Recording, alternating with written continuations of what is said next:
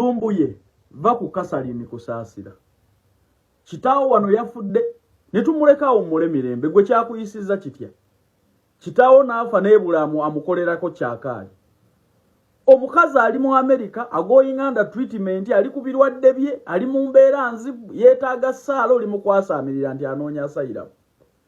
Catherine Kusasira munoonyezaako kubanze mukwano gwange ewe sikonkona.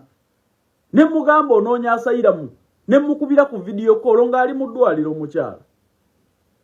Ku by'obugagga Catherine Kusasira by'ayina ayina hoteli gye yakagulawo wali golooza tasobola kumiyimirizaawo.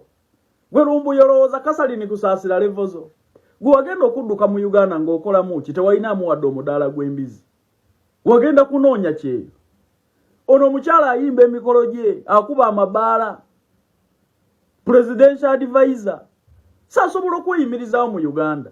Tetugaana osobola okuyitamu. Singa oba toyina kyokola mu Uganda. Naye omukyala yagenze ku bujjanjabi yeetaaga esaala ali mu mbeera mbi oli mu kusinika binnyo. Wano kitaawo teyafa. Wawulirako nga tugiyita diversion. Lwaki temurespectinga abantu n'okuleka abantu babeere? Walabako akolera kyakaali ku mulambo gwa kitaawo. Wawulirako agamba nti bamuwadde butwa. Zyo drone zo zaaliriddawa ku kufa kwa kitaawo. Lwaki tewamuwolabula okufa? Kale bwe baba NRM bokka be bafa kitaawo we NRM teyafudde. Gundi mule tuleme kutujja mize. Tojja kwogera ku Catherine Kusasira mukwano gwange. Omwogereko ebyakalebule. Gwe kojja oli mu Sweden oli mu kusiyaga oli mu siyazi. Toyina wadde enkoko gy'okeera okuggulirewo. N'olaba embwa ya penge eyeerangirira ng'omulalu. N'abaana boolina tomanyi gye basula. Oli ku Catherine Kusasira. Bannange. Saagala munjijemize.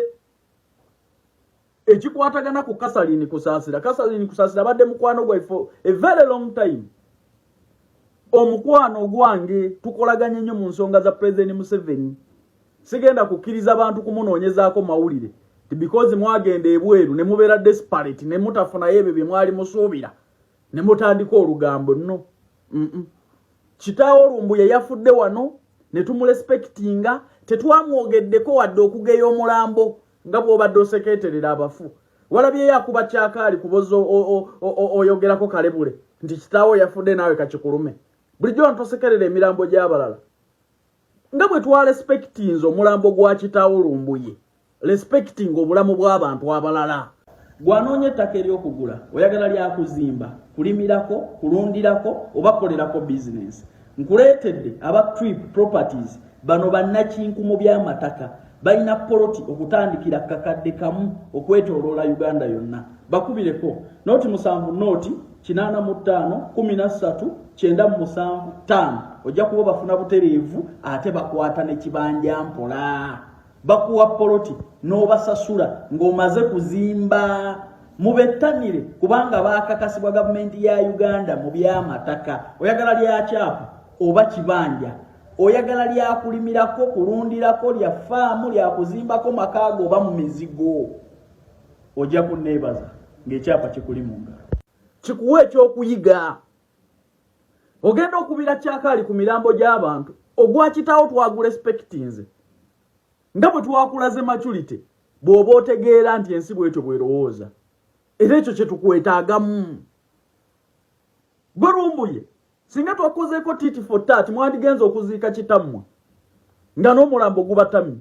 Nga gwe bw'ogenda oyogera ku bantu oyo baamuwadde butwa oyo baakoze bw'ati yagaana okugenda ewa Museveni. Kitaawo abaddewo NRM okufa. Abadde akola mu gavumenti teyafudde. Buli muntu asobola okulwala, buli muntu asobola okufa. Muve mu kyakaali ku bulamu bw'abantu. Nga gwe walemererwa okufuna omulimu ettake okola mulimu ki? Walemererwa okufuna omulimu ettake Museveni yafugayo.